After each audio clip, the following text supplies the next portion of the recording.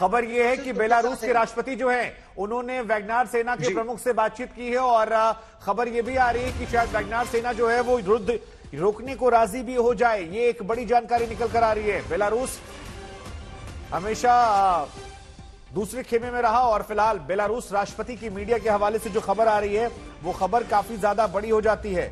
वो खबर यह है कि रूस में एक्शन रोकने पर सहमत हो गई है वैगनार सेना। ये बड़ी बात निकल कर आई है। तो ये एक बड़ी जानकारी, बेलारूस मीडिएटर की भूमिका निभाने की कोशिश करता हुआ। गौरव, ये खबर कितनी बड़ी हो जाती है क्योंकि ये सब लोग तो वैसे एक ही पाले के रहे हैं।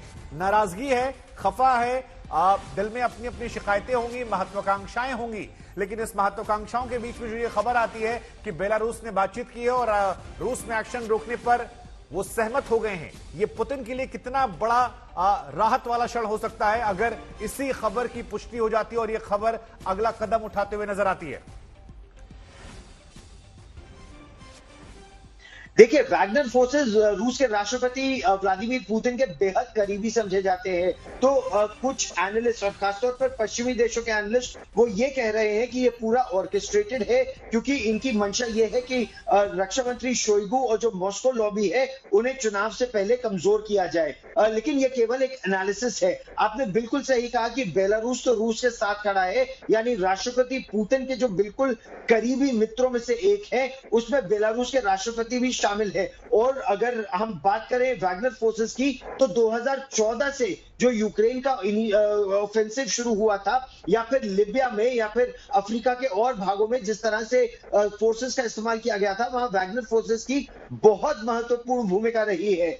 ऐसी परिस्थिति में अब अगर यह कहा जा रहा है कि बेलारूस के कहने पर बातचीत होगी, तो क्या यह पूरा ऑर्केस्ट्रेटेड था? क्योंकि इस समय जो 15 महीनों से युद्ध चल रहा है, ये 15 महीनों से क्यों चल रहा है? जब कहा यह गया था कि हफ्ते 10 दिन 15 दिन में खत्म हो जाएगा, तो इसमें जो रक्षा मंत्री शोइगु है, जो मिलिट्री लीडरशिप है, उस पर सवाल उठाए जा रहे हैं। क्या इस फोर्सेस के यूएस आर्मी में मर्ज करने की खबरें भी आ रही थी? क्योंकि एक थ्योरी ये भी निकली कि कहा गया कि इस जो आर्मी है, जितने भी इंडिपेंडेंट लड़ाके ग्रुप है, वो मर्ज हो जाएं रशिया की सेना में, और इस बात की ये विरोध कर रहे थे और उसके बाद रूस इनसे अलग होने लगा या इनको सप्लाई चेन कम कर दी। ये भी थ्योरी निकल कर आ रही थी। देखिए, इस तरह की अटकलें इस समय बहुत है, लेकिन वैगनर फोर्सेस ने बाखमुत की लड़ाई, और ये बाखमुत की लड़ाई तो पिछले हफ्ते तक चली है, बिल्कुल फोरफ्रंट पर ये फोर्सेस थी।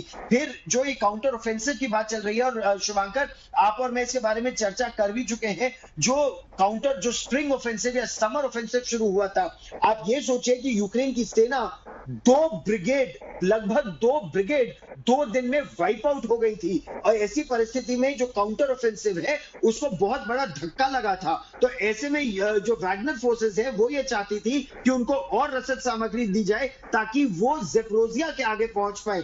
ऐसी परिस्थिति में अब ये जो लड़ाई में एक नया ट्विस्ट आया है, ये अगले 48 से 72 घंटों में ही स्थिति साफ होगी। ठीक है गौरव, आपका बहुत बहुत शुक्रिया। आपने ये तमाम जो पहलू हैं इस पर नजर बनाई हुई और हमारे दर्शकों को इससे अपडेट करा रहे हैं। गौरव सावंत को आप सुन रहे थे। लगातार डिफेंस कवर करते हैं और डिफेंस से जुड़ी देश विदेश की सारी खबरें जो हैं वो उस पर नजर बनाकर जानकारियां देते हैं।